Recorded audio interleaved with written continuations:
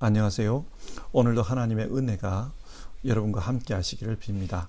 그러면 사도신경으로 우리의 신앙을 고백함으로 하나님께 예배를 드리겠습니다. 나는 전능하신 아버지 하나님, 천지의 창조주를 믿습니다. 나는 그의 유일하신 아들, 우리 주 예수 그리스도를 믿습니다. 그는 성령으로 잉태되어 동정녀 마리아에게서 나시고 본디오 빌라도의 고난을 받아 십자가에 못 박혀 죽으시고 장사된 지 사흘 만에 죽은 자 가운데서 다시 살아나셨으며 하늘에 오르시어 전능하신 아버지 하나님 우편에 앉아 계시다가 거기로부터 살아있는 자와 죽은 자를 심판하러 오십니다. 나는 성령을 믿으며 거룩한 공교회와 성도의 교제와 죄를 용서받는 것과 몸의 부활과 영생을 믿습니다. 아멘. 찬송가 290장, 통합 찬송가로는 412장입니다. 우리는 주님을 늘 배반하나. 우리 1절 부르고요. 성경 말씀 보겠습니다.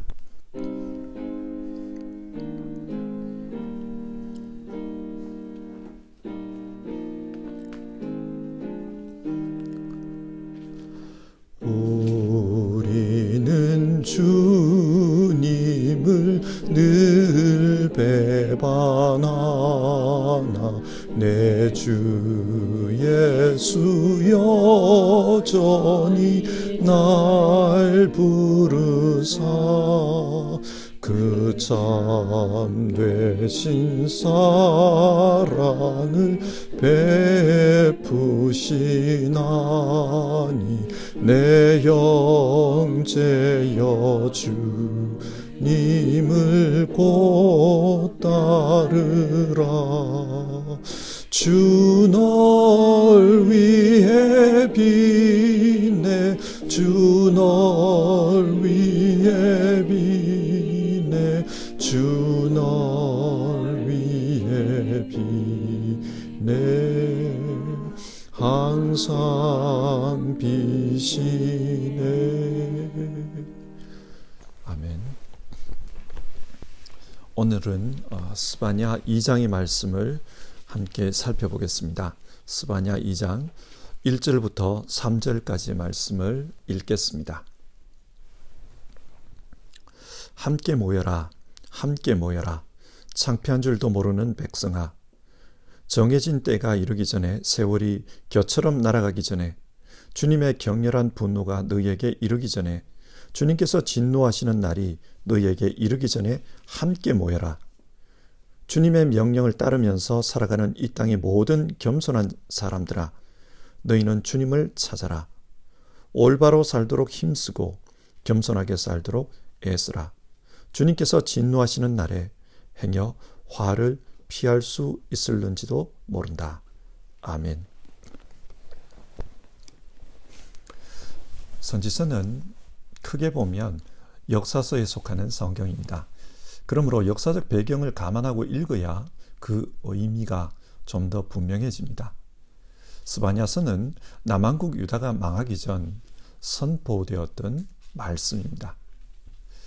이와 비슷한 시기에 선포되었던 말씀으로는 예레미야서, 나훔서, 하박국서 등이 있습니다. 그러니까 스바냐서의 말씀을 읽을 때 유다 왕국이 점점 기울어져 가던 때에 하나님께서 주신 말씀이다. 우리가 그것을 기억하고 이 말씀을 읽었으면 좋겠습니다. 하나님은 스바냐 선지자를 통해 심판의 날을 선고하셨습니다. 주님께서 분노하시는 날, 온 땅을 활활 태울 날이 곧 임할 것이다. 그렇게 말씀했습니다. 그러면 왜 이런 날이 임한다고 하십니까? 김살렘 전도사님을 통해 1장 말씀에서 우리가 잘 배운 것처럼 하나님의 백성 유다에게 하신 그 말씀 속에 이유가 나타나요. 유다의 타락 때문입니다. 하나님의 백성들이 우상 숭배의 죄를 지었습니다. 그리고 종교 혼합주의에 빠져 여호와 하나님을 믿는 신앙을 아주 이상하게 만들어버렸어요. 아마 이 당시 오랜 기간 동안 강대국 아시리아의 그 간스바에 있다 보니 아시리아의 종교를 받아들이는 이들이 있었고, 또 그런 종교들과 혼합된 모습으로 신앙하는 이들도 나타났을 것입니다. 이런 신앙적 타락이 심판의 한 원인입니다. 그런데 신앙이 타락하면 그 사회를 이끌어가는 정신세계 역시 타락합니다. 그러다 보면 사회 전체가 부패하게 돼요. 이렇게 사회가 부패하면 제일 먼저 어려움을 당하는 사람들이 힘없는 사람들입니다. 정의가 사라지고 긍휼히 여기는 마음들이 없어집니다. 하나님은 이런 유다 사회의 현상을 보시면서 심판하겠다, 그렇게 말씀합니다. 또 오랜 기간 동안 외세에 시달리다 보면, 강대국의 지배를 받다 보면 하나님을 믿는 것이 무슨 의미가 있냐, 이런 생각을 하는 사람들이 나타나게 마련입니다. 오늘날로 말하면 하나님은 무슨 기술이 최고다, 경제가 최고다, 국방력이 최고다, 그렇게 주장하면서 하나님에게 등 돌리는 사람들이 나타나는 겁니다. 무신론자들입니다. 이스라엘의 가치관이 변해버렸어요. 하나님은 이런 이스라엘 사회를 보시면서 심판하겠다, 그렇게 말씀합니다. 그런데 이런 하나님의 심판은 유다 왕국에게만 임하는 것이 아닙니다. 온 세계에 임합니다. 창세기를 보면 피조물의 대표인 사람이 타락하자 그 땅 역시 신음하는 것을 볼 수 있습니다. 땅에서 가시가 나오고 엉겅퀴가 나왔다고 합니다. 이처럼 사람이 타락하면 타락한 그 사람이 사는 곳에는 창조세계 전체가 신음하게 돼요. 그래서 하나님은 인간뿐만 아니라 이 세계 전체를 심판하시고 다시 시작하겠다, 그 말씀을 하시는 겁니다.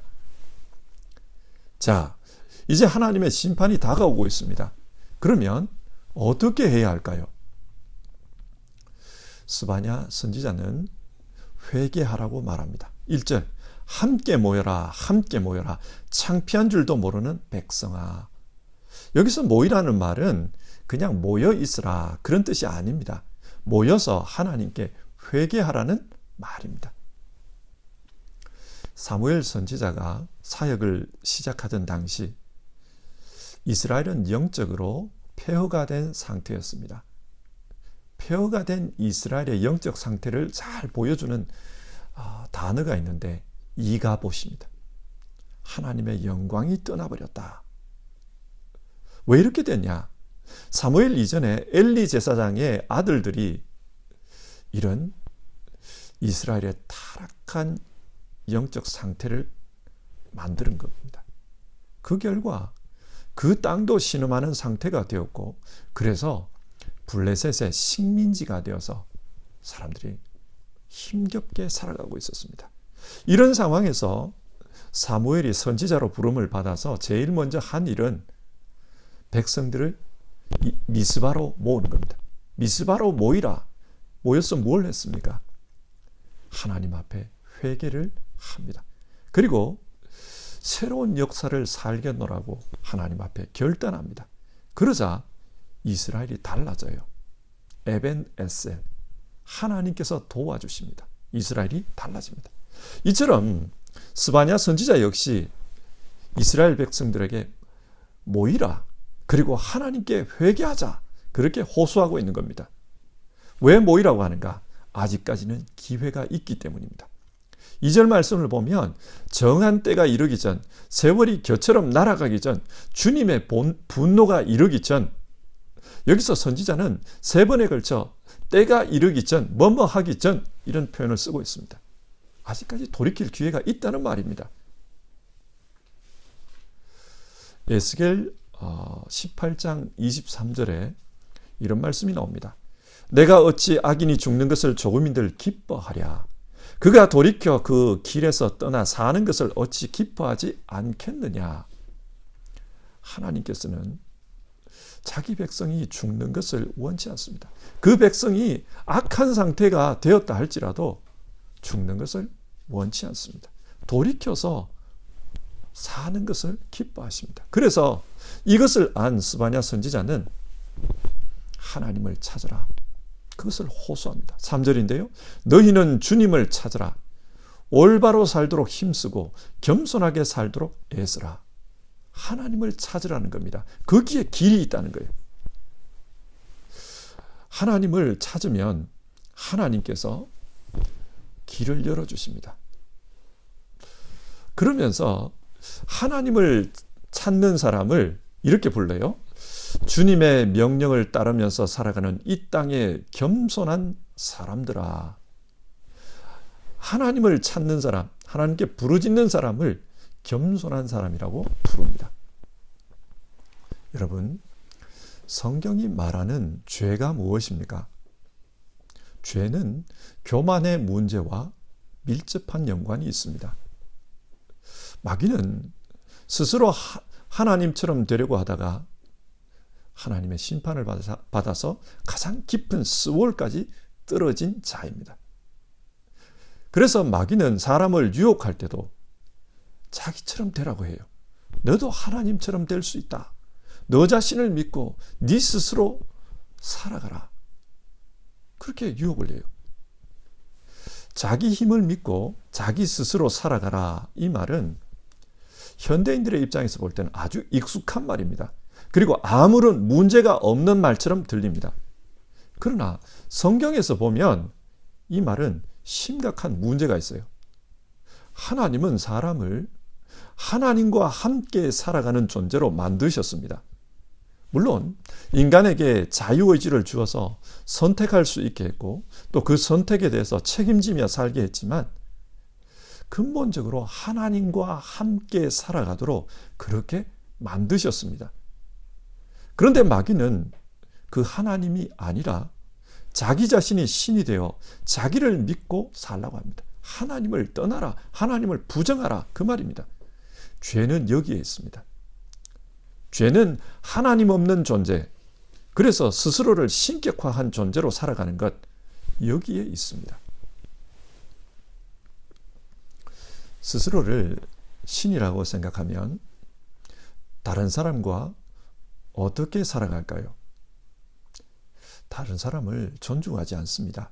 내가 신인데 왜 다른 사람을 존중합니까? 내가 신이 되면 모든 것을 내 중심적으로 돌아가도록 만들려고 합니다. 그리고 내 중심적으로 안 돌아가면 폭력을 쓰더라도 권력을 쓰더라도 내 중심적으로 돌아가도록 만들려고 하는 것이 죄의 속성입니다. 이것이 스바냐 당시 예루살렘에서 나타났던 현상들입니다. 힘 있는 사람들이 권력으로 백성들을 짓밟습니다. 세상을 자기 마음대로 하려고 합니다. 죄는 스스로 하나님처럼 되려고 하는 이 교만과 큰 연관이 있습니다. 자, 이런 죄 가운데 살던 사람들이 하나님을 찾으면 어떻게 될까요? 천지의 주인이신 하나님 앞에서 겸손해질 수밖에 없습니다. 하나님이 너무 크시기 때문에 그분 앞에 서면 겸손해질 수밖에 없습니다. 또 하나님은 전능하신 분이셔서 인간이 감당할 수 없는 그런 능력으로 다가오시기 때문에 인간은 하나님 앞에서 자기 한계를 인정할 수밖에 없습니다. 이런 자기 한계를 알면 인간은 수치심을 느낍니다. 에덴 동산에서 스스로 하나님처럼 되려고 했던 인간, 그래서 선악과를 먹었던 아담과 하와, 그들이 하나님이 찾아오셨을 때 어떤 모습을 보입니까? 아담아, 아담아, 네가 어디 있느냐? 그 하나님의 존재 앞에서 아담은 숨습니다. 그리고 자신의 수치스러움을 가립니다. 죄 있는 인간이 하나님 앞에 자기 자신을 비추어 봤을 때 나타나는 현상, 그것이 바로 수치심입니다. 하나님 앞에 서면 자신의 부끄러움이 드러납니다. 그런데 1절에서 스바냐가 유다 백성을 뭐라고 불렀습니까? 창피한 줄도 모르는 백성들아. 당시 사람들은 하나님 앞에 서지 않기 때문에 자신들의 수치심을 모릅니다. 자신들의 수치를 모릅니다. 하나님 앞에 서게 되면 자기의 한계를 알게 되고 자기의 본 모습을 보기 때문에 겸손해질 수밖에 없습니다.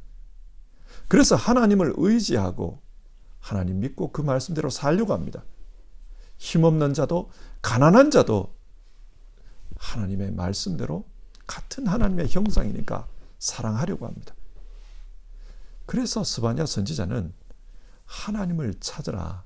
그게 우리가 살 길이다. 그렇게 말씀하는 겁니다. 이렇게 하나님을 찾고 삶이 달라지면 하나님께서 진노의 날에 행여 화를 피할 수 있게 해주실지 모른다. 3절에서 스바냐 선지자는 그렇게 말합니다. 하나님을 찾아서 겸손과 순종 그리고 공의를 따라 살면 우리에게 길이 열릴 수 있다.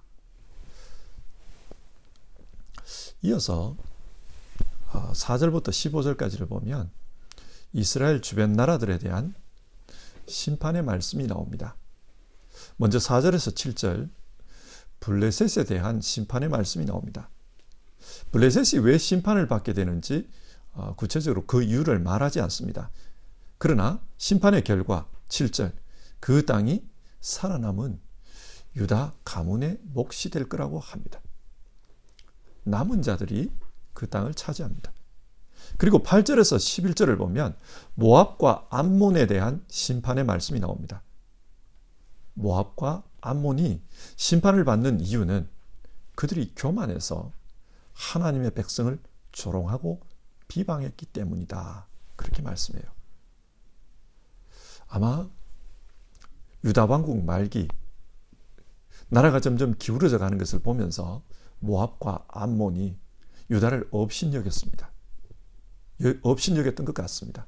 그리고 그런 가운데 자기들은 마치 하나님인 것처럼 우리는 안전하다, 문제없다 그렇게 생각했던 것 같아요. 앞에서 죄가 교만과 연관이 있다고 했지 않습니까? 그러니까 모압과 암몬 역시 이 교만의 죄 때문에 망할 것이다 그렇게 말합니다. 그리고 그 땅을 유다의 남은 자들이 차지할 것이다 그렇게 말해요. 그리고 12절에서 에티오피아 사람에 대한 심판을 말씀합니다.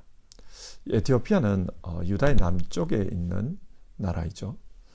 이 에티오피아라는 말 속에 이집트까지 포함해서 우리가 이해하는 게 더 좋을 것 같습니다. 이집트와 에티오피아도 심판을 받을 거다. 이어서 13절에서 15절 이스라엘의 북쪽에 있는 아시리아가 심판을 받을 것이라고 합니다. 이들은 북이스라엘을 멸망시킨 후 100여 년에 걸쳐 유다를 속국으로 삼고 그들로부터 많은 조공을 받아갔습니다. 강한 나라였습니다. 하지만 이제 곧 들짐승들이나 사는 그런 땅이 되고 말 것이다. 완전히 폐허가 되고 말 것이다. 그렇게 말씀합니다. 왜 그렇게 되는가? 15절을 보면 세상에는 나밖에 없다. 자기 스스로를 하나님처럼 생각하는 겁니다. 세상에는 나밖에 없다. 그 결과 이들은 바닥까지 떨어져서 세상의 조롱거리가 될 것이다. 그렇게 말씀합니다. 이상의 심판 내용을 종합해 보면 유다의 서쪽에 있는 블레셋, 동쪽에 있는 모압과 암몬, 그리고 남쪽에 있는 에티오피아와 이집트, 그리고 북쪽에 있는 아시리아, 동서남북 모든 나라들이 심판을 받습니다. 유다도 심판을 받을 거고 동서남북 모두 심판을 받습니다. 그리고 남은 자가 하나님께서 살려주신 자 남은 자가 이 땅을 차지할 것이라고 합니다. 자, 이상의 말씀을 한번 정리해 봅시다.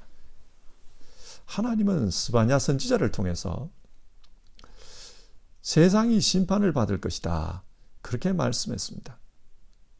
근데 왜 심판을 받습니까? 하나님과의 잘못된 관계 때문입니다. 유다는 우상을 섬겼습니다. 하나님 아닌 것을 하나님으로 삼았습니다. 하나님을 무시했습니다. 하나님이 없다고 하면서 눈에 보이는 것만 인정하고 살았습니다.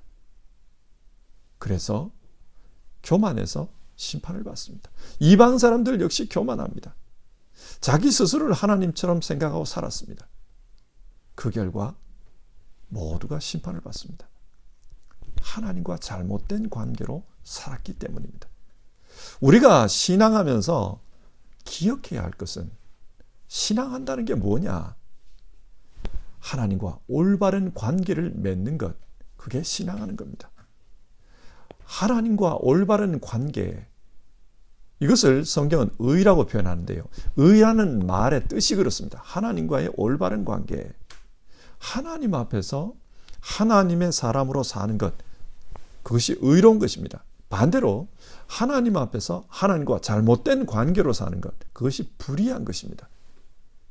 그러면 어떻게 사는 것이 하나님과 올바른 관계로 사는 것일까요?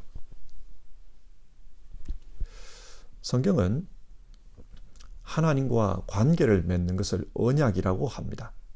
독일말로 분투죠. 하나님과 어떻게 올바른 관계를 맺냐? 언약을 통해 보여줘요. 하나님이 남이 아니라 나의 주님, 나의 하나님이 되는 겁니다. 나는 하나님과 별개가 아니라 하나님의 자녀, 하나님의 백성이 되는 겁니다. 이렇게 하나님과 함께 살아가는 것, 이게 올바른 관계입니다. 하나님은 이 올바른 관계를 완성하기 위해서 예수 그리스도를 이 땅에 보내주셨습니다. 바울 사도는 예수님께서 오셔서 하신 일을 그는 우리의 화평이신지라 중간에 막힌 담을 허셨다, 그렇게 말해요. 하나님과 우리 사이에 죄를 허물고 하나님과 하나 되게 해주셨습니다. 이것을 위해 예수님은 십자가에서 피를 흘리셨습니다. 화목 제물로서 피를 흘려주셨습니다. 그 피가 하나님과 우리 사이를 화목하게 했습니다. 하나님과 우리 사이가 정말 화목하게 되었는가? 하나님은 이것을 확정해 주기 위해서 성령을 보내주셨습니다. 하나님의 영, 그 성령이 우리 안에 찾아오셔서 우리와 함께 하십니다. 우리의 몸이 성령의 전이 되었습니다. 정말 하나님이 우리와 하나가 되어서 우리와 함께 계신다, 우리 안에 계신다, 이것을 성령을 통해 확증해 주셨습니다. 누가복음 11장을 보면 예수님께서 한 가지 비유를 드시는데, 그 비유 내용이 이런 거예요. 어떤 사람이 귀신이 들려가지고 아주 고생을 했습니다.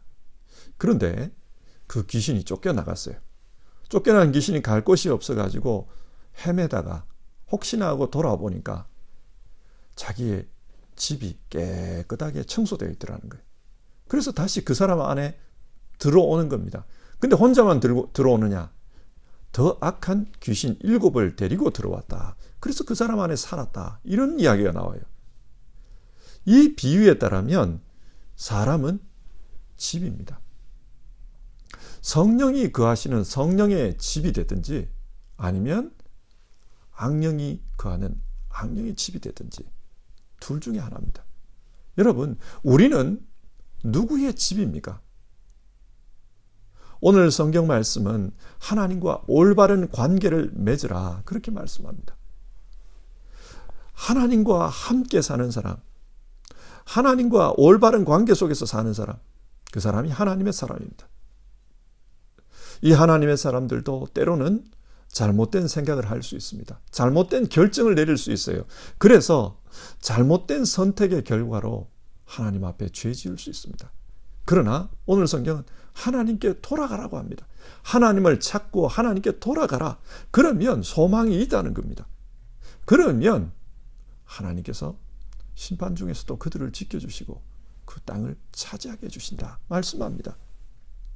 여러분, 이 말씀을 생각하면서 우리 자신들을 한번 돌아보기를 바랍니다. 우리가 누구냐? 우리는 성령이 함께 하시는 성령의 집입니다. 우리는 하나님의 사람들입니다. 그러므로 늘 하나님과의 관계 속에서 살아야 합니다. 하나님과의 관계 속에서 사는 사람들이 어떻게 사는가? 유대 사람들은 말로는 하나님의 사람이라 그러면서 우상을 섬겼습니다. 종교 혼합주의, 세상의 온갖 것들을 신으로 섬겼습니다. 혹은 세상의 힘을 숭상하면서 하나님을 무시하고 살았습니다. 이것은 하나님과의 올바른 관계가 아닙니다. 우리 자신들을 돌아보면서 나는 하나님의 사람이다. 나는 하나님의 성령이 함께하는 사람이다. 그래서 우리 자신들을 돌아보면서 정말 하나님을 찾고 하나님과 함께 살아가는 우리 모두 되기를 바랍니다. 우리의 심령 안에 하나님이 충만하게, 하나님의 영이 충만하게 역사하시기를 주님의 이름으로 축원합니다. 290장 우리는 주님을 배반하나 2절 우리 부르고요. 같이 기도합시다.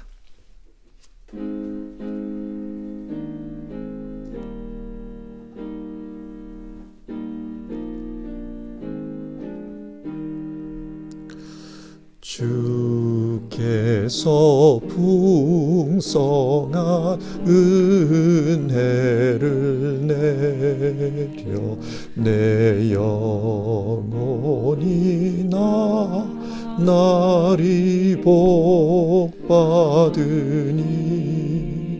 주 예수를 너희도 구주로 섬겨 곧 따르며 풍성한 복 받겠네. 주 널 위해 비네. 주 널 위해 비네.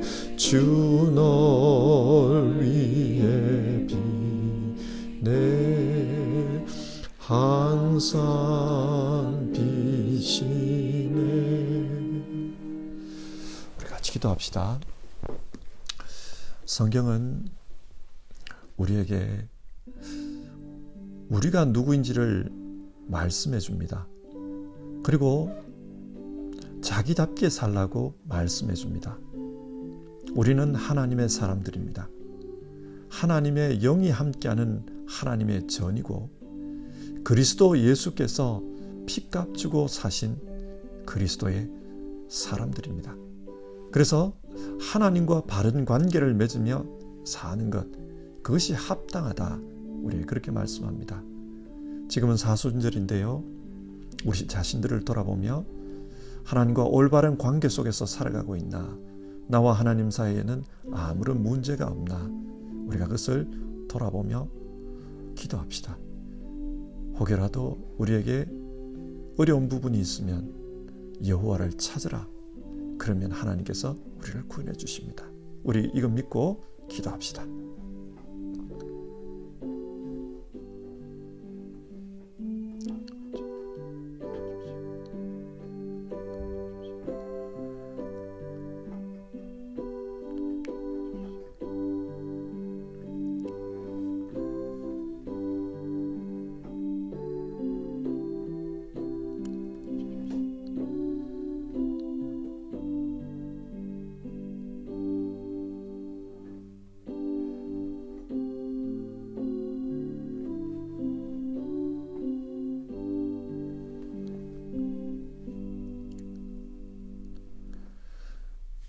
하나님 아버지, 스바냐서의 말씀을 통해서 하나님께서 우리에게 원하시는 것을 다시 한번 생각해 보았습니다.